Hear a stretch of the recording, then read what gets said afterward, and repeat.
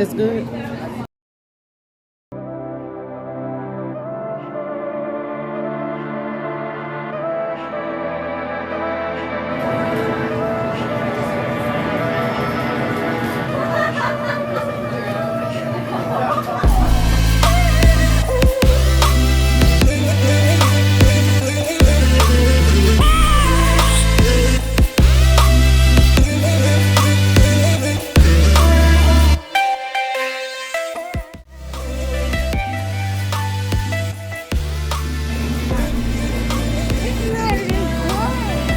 It's really good.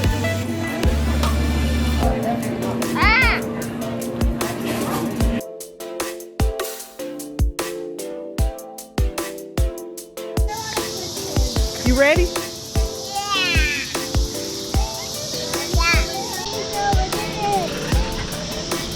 We're going to the beach. Say cheese. You gotta be at the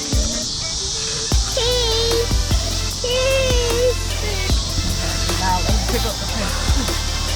We have a huge frontal lobe, and it's 40% of our entire brain. And most people, when they have a thought, they just think that that's the truth. And I think one of my greatest realizations in my own journey was just because you have a thought, it doesn't necessarily mean it's true.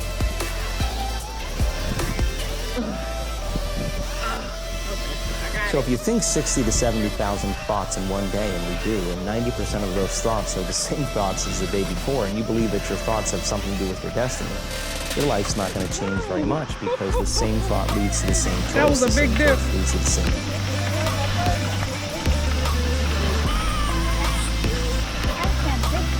Yeah, it was a big dip. Another dip. That's a big dip. Creates the You same definitely don't want to ride on experience, the same that. experience produces the same emotion. And so then the act of becoming conscious of this process to begin to become more aware of how you think, how you act, and how you feel. It's called metacognition. And so then why is that important? Because the more conscious you become of those unconscious states of mind and body, the less likely you're going to go unconscious during the day. And that thought is not going to slip by your awareness unchecked, because it means to know thyself.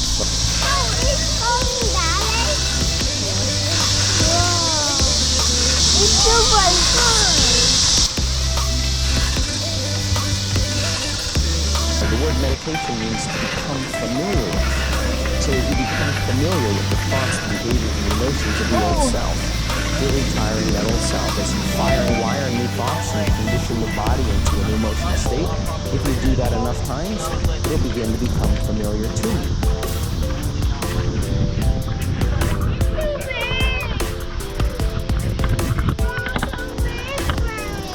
Okay, Malik, you just gotta come backwards, okay? Get it to go away.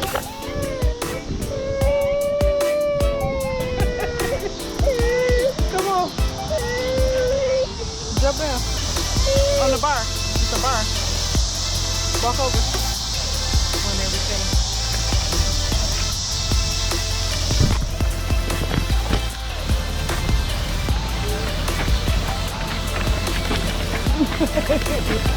There's so many bees right there.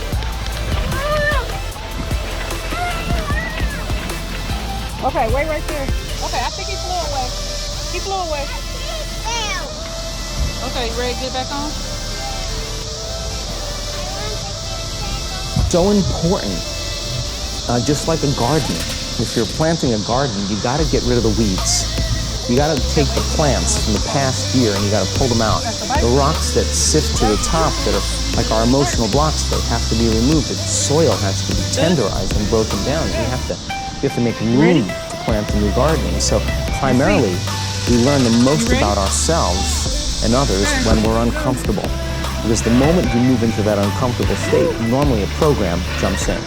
When that program jumps in, it's because the person doesn't want to be in the present moment and engage it consciously. So when you teach people how to do that with a meditative process, it turns out that when they're in their life, they're less likely to emotionally react. All right. You're never too little. You can pedal. Woo.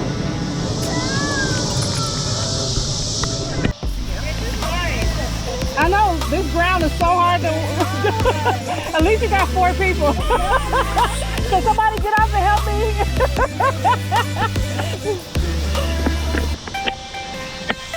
It is. It's not relaxing at all.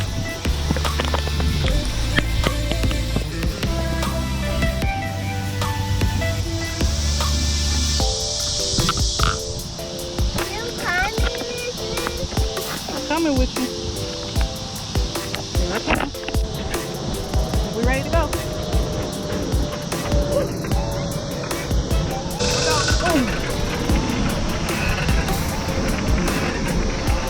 Ready? I like it. Yeah. The baby rocking. No, you need a horn. Look at the baby.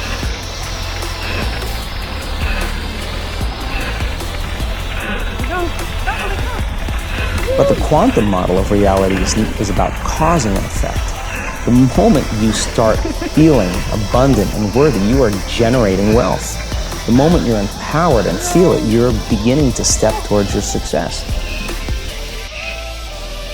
Come on, pedal. Pedal. Do it. Do it. Help me, Malik. Help me.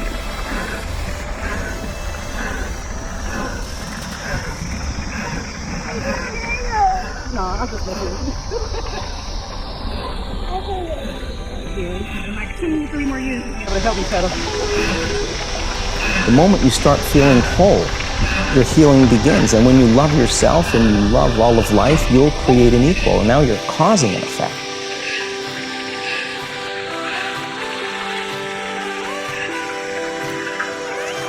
And I think that's the difference between living as a victim in your world, saying, I am this way because of this person or that thing or this experience. They made me think and feel this way. When you switch that around, you become a creator of your world. Most people are waiting for their life to change. Yes. So they can feel gratitude, to feel abundance, to feel whole. You know, that's the old model of cause and effect, you know. So if you're living with emptiness, you're living with lack, you're living with pain, most people have been conditioned that something out there has to take away this emptiness or feeling inside of them. But if you believe that you're creating your life and you're living by lack, well, lack isn't going to create abundance, right? So then it makes sense then that you don't really actually create wealth. You generate wealth. You generate abundance. So the moment you start teaching your body emotionally what that future is going to feel like before it's made manifest, well, your body as the unconscious mind believes it's living in that future in the present moment. Now, Yeah, that's a huge hill.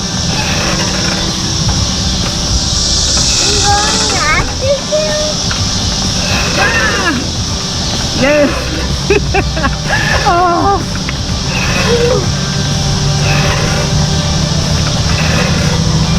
All right. you know, if everything starts with a thought. Yeah, now we're going down. Everything that you do in your life, you have to have a thought before you initiate an action, right? So if you believe that your thoughts have something to do with your destiny, like any great leader in history understands that.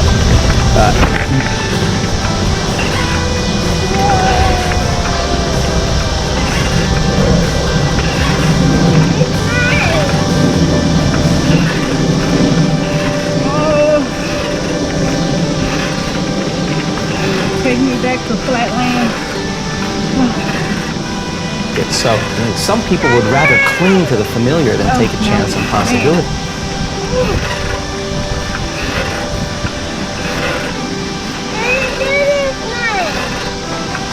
Huh? I can do this? I can do this. That's a big shark! It looked like a shark, but that's a sailboat. Oh. It's so pretty. And Mama needs a break. Oh. Okay. Let's get this. Sweating out my gel. In a water? chairs right there that you could sit on. Yep. My mom wants to sit on the stairs. You don't want to sit on the stairs? Yeah. Oh, okay. So if you're living by the same emotion every single day, and those emotions are influencing your thoughts, and you can't think greater than how you feel, or feelings have become the means of thinking, you're thinking in the past. Your lens of the future is going to be colored by the past, so you can't see possibilities. So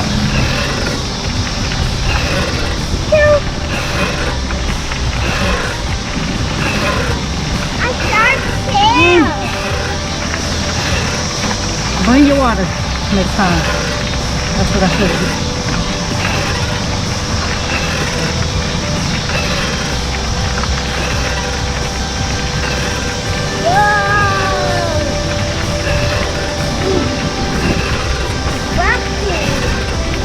Bumpy? well, when you understand that change really requires becoming uncomfortable to a certain degree, and that's normal, that you're leaving the known and you're stepping into the unknown, then it begs the question, what thoughts do you want to fire and wire in your brain? Because your attention on those thoughts begins to reorganize circuitry. We mold the brain. A little bit. Yes, where you place your attention is where you place your energy. Ready? I can do this.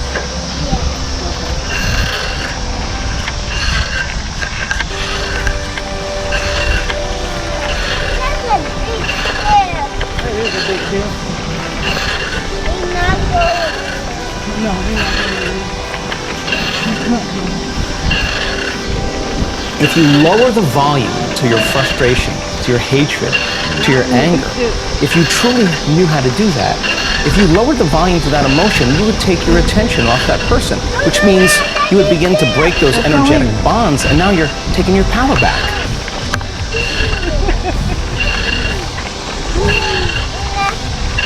By changing yourself, you help others. You know, just that's how it works. Self-love is no longer about pleasure or having a car.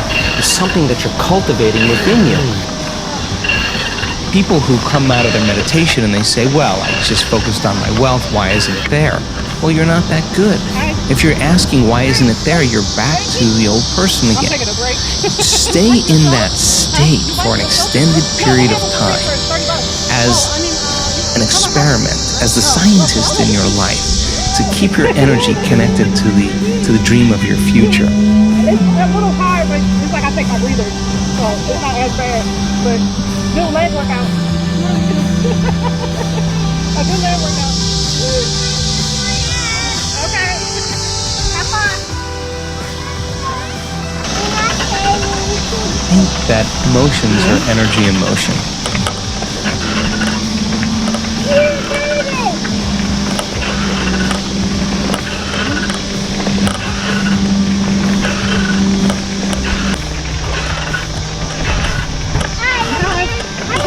Wait for both. Pedaling. You begin to make small changes back to thought. A new thought should lead to a new choice. A new choice should lead to a new behavior. A new behavior should create a new experience, and a new experience should create a new emotion. Yes. And that new emotion is teaching your body chemically to understand what your mind has intellectually understood.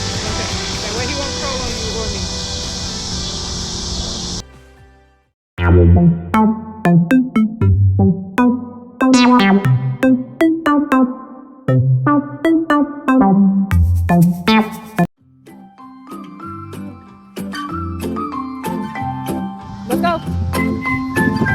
Hey.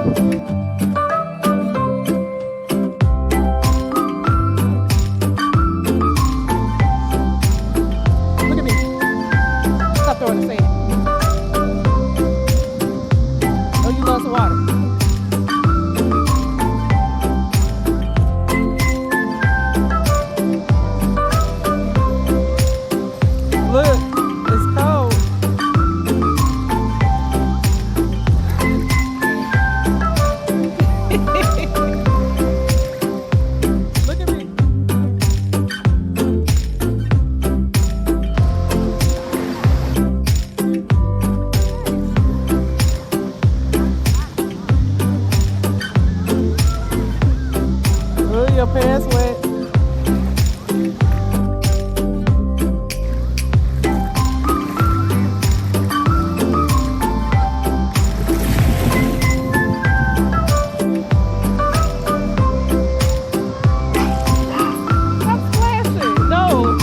Imagine feeling so What you whole doing?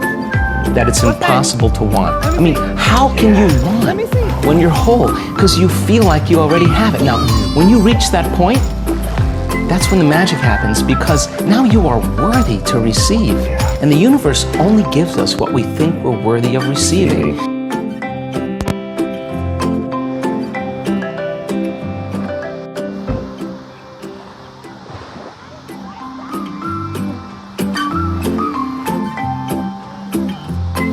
Malik!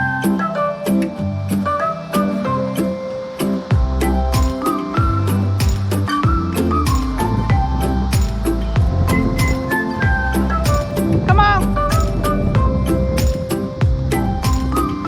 Get in the water!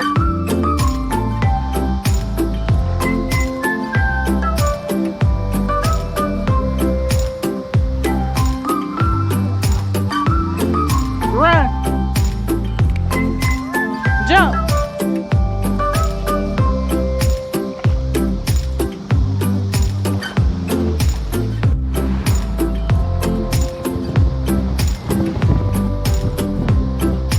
Run! Run right there. Run! Run!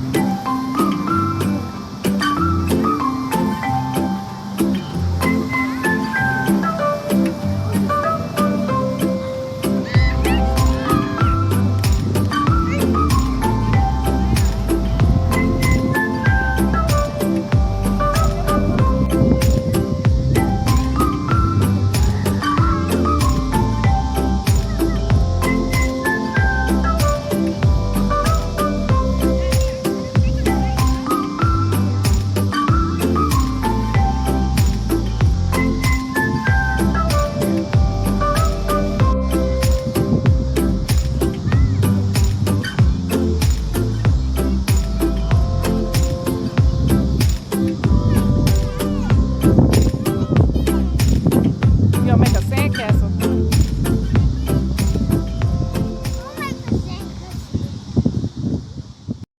A few minutes later.